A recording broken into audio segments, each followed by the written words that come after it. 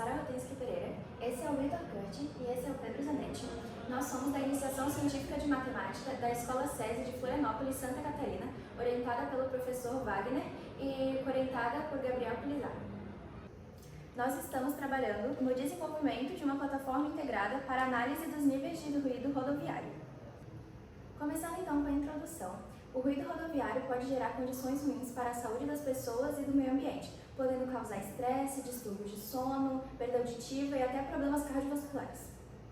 Pensando nisso, nós estamos trabalhando no desenvolvimento de uma plataforma que busca revolucionar a análise de ruído rodoviário através de tecnologias de inteligência artificial. Bom, aqui é a página de login, aqui é a página para mudar as informações do perfil e aqui é onde o usuário pode subir o vídeo dele e aqui é onde vão aparecer as informações, como a contagem dos carros e de motos que passaram no vídeo, entre outras categorias, e também logo em seguida esse vídeo é enviado para a calculadora, onde são calculados os níveis de ruído presentes no vídeo em decibéis.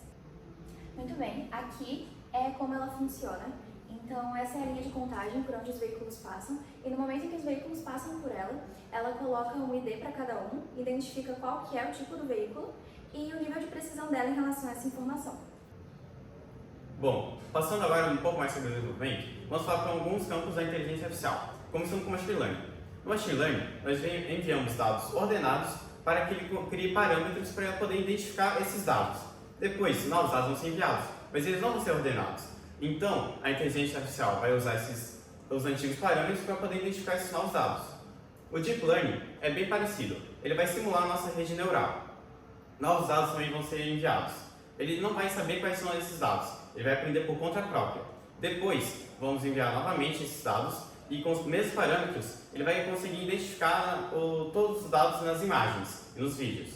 Agora, vamos falar um pouco sobre o YOLO, ou melhor, You Only Look Once. Bom, o YOLO ele vai gerar uma grade, que em cada célula dessa grade, ele vai gerar uma previsão para poder identificar melhor as imagens. Ele é um campo da arquitetura do desenvolvimento de software também. Partindo agora para a metodologia, para a gente poder desenvolver nosso projeto, tivemos que passar por algumas etapas, começando com a pesquisa bibliográfica.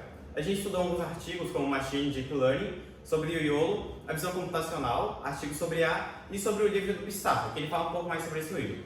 Depois, nós passamos para a escolha da linguagem de programação. A gente escolheu o Python, porque ele é bem integrado com outras linguagens de programação, o que facilita muito o desenvolvimento da plataforma.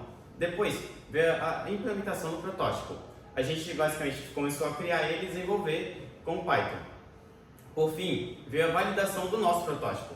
A gente fez alguns testes para poder validar, ver se ele estava funcionando tudo direitinho. A gente fez alguns testes manuais, a contagem manual, depois passamos para a inteligência artificial poder fazer esses testes e validar, poder comparar. Agora, a partir dos resultados, a gente vai falar um pouco das métricas que a gente usou, começando com a de precisão. Eu já vou falar um pouco aqui, que aqui é a parte da precisão, né? Ela vai de 3 a 0,9, e aqui seria as gerações. A gente sempre tentou manter uma boa precisão, como dá para observar aqui. A precisão basicamente vai mostrar o quanto que ela está certa sobre aquilo que ela está vendo. Depois vem o recall. O recall ele vai medir as instâncias verdadeiras com as instâncias do banco de dados, ou seja, ele vai ver como é que está tudo indo e vai tentar diminuir os falsos positivos. Aí depois vem o Mmap 5095, que vai ser basicamente uma análise de tudo que a gente viu antes. Ele vai basicamente abranger tudo. Ele vai variar de 50 a 95, onde 50 vai ser uma análise mais sutil, mais frouxa, digamos. E o 95 vai ser bem mais rigorosa, para a gente poder realmente determinar se ela está funcionando ou não. Agora, meu amigo Zanetti vai explicar um pouco mais sobre os resultados que a gente obteve. Bom, partindo para o resultado e conclusão, nós temos esse gráfico que vai demonstrar a quantidade de dados que foram usados para treinar a nossa inteligência artificial. A gente pode ver que os carros foram utilizados mais de 5.000 fotos, porém ser mais comuns no nosso dia a dia.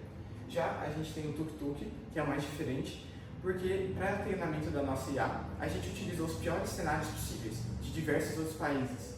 E um deles, um exemplo, é a Índia, onde eles possuem o tuk-tuk, que não pode ser classificado nem como carro e nem como moto. Por isso foi necessário fazer uma nova classe para que ele seja classificado nela. Bom, aqui a gente tem um gráfico. Bom, já nesse gráfico, ele vai mostrar a média entre o recall e a confiança. E ele é um gráfico de curva, onde é mais visível para a gente como que a nossa IA está se comportando em relação à confiança e o próprio recall. Já nesse gráfico, a gente pode ver de forma mais abrangente, né, a média entre o recall e a confiança. Por ele ser um gráfico de curva, é melhor para visualizar. Ele é muito parecido com as métricas e foi gerado mais para a gente poder observar qual o desempenho da nossa inteligência artificial. Já nesse gráfico, ele vai mostrar a média da precisão e da confiança com essas curvas. Aqui a gente pode observar alguns pontos de melhoria para a nossa inteligência artificial, como a van, por exemplo, que apresentam picos e quedas, por a gente ter usado menos dados do que os carros, que apresentam uma curva mais instável para a gente poder observar quais pontos melhorar. Além de revelar muitas métricas, né, contribuindo para a gente fazer novas versões melhores da nossa inteligência artificial.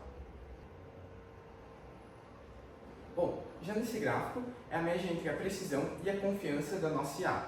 Aqui a gente consegue ver muitas métricas que podem ser melhoradas futuramente na nossa IA, como por exemplo a van, que possui muitos picos e quedas, porque a gente utilizou menos dados, né, para treinar ela, e acaba que ela sendo muito parecida com alguns veículos, como os caminhões ou até mesmo os carros.